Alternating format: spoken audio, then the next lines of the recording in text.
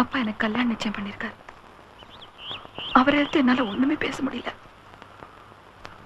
அடுத்த புதன்கிழமை. எதுவுமே பேச மாட்டீங்களா? யாரு கல்யாணம் பண்ணி போறீங்க கூட கேட்க மாட்டீங்களா? யாரு? கலெக்டர்.